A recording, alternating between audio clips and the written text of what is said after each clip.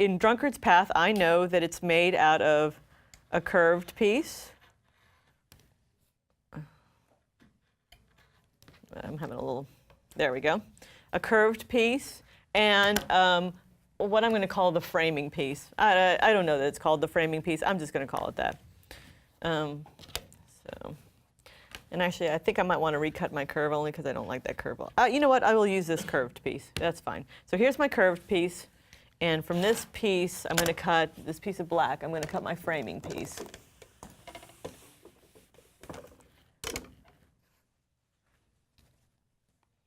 And I'm going to lay that here.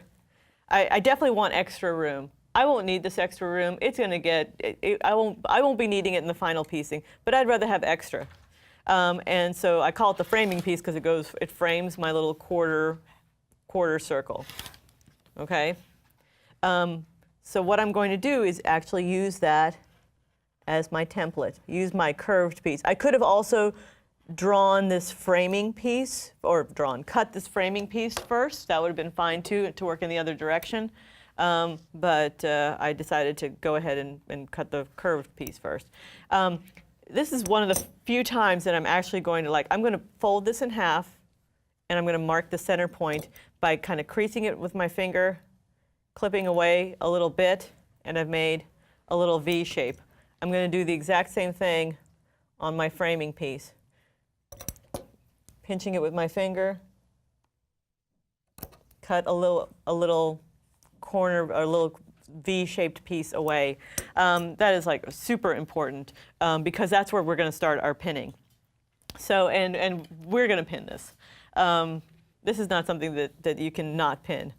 So first thing I'm going to do is put them right sides together. I really, really like to do my pinning from the framing piece side. It's a lot easier to ease that part around, and I'm going to put a pin there.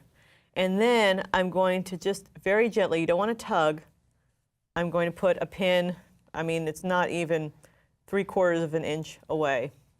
And another pin, again, about 3/4 of an inch away. And then continue on till I get through one side, and I've got that whole framing piece pinned to my curve edge along this one edge, along this one half of my curve. And then I'm going to proceed to do that on the other side as well.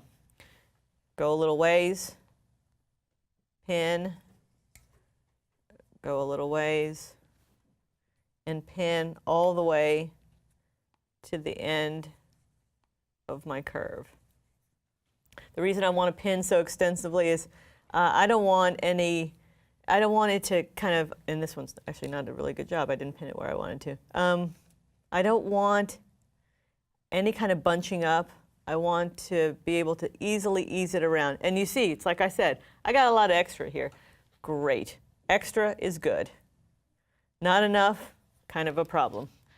And I'm going to go ahead, and I had replaced the bobbin earlier on my machine, so I'm going to thread that baby up and bring up the bobbin and sew around that curve.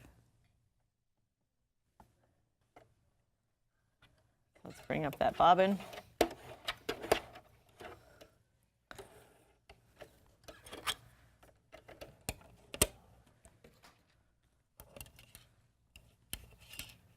And here you really want to follow, you're going to follow that top piece, keep that 1/4 inch seam allowance.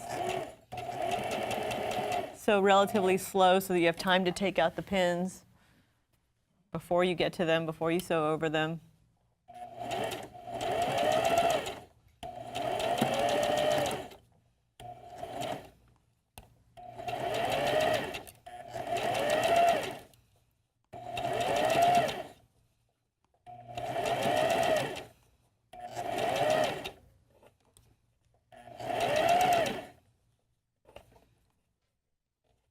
All the way to the end.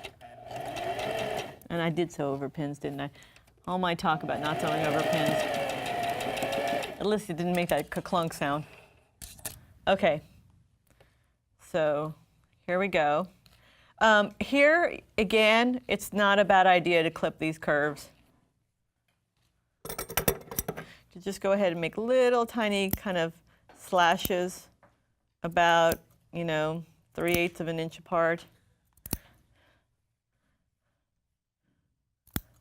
And there we go. And now we can open this up, and we're going to see that, yes, my framing piece is larger, but that's okay. I find it naturally wants to press to the side of the framing piece.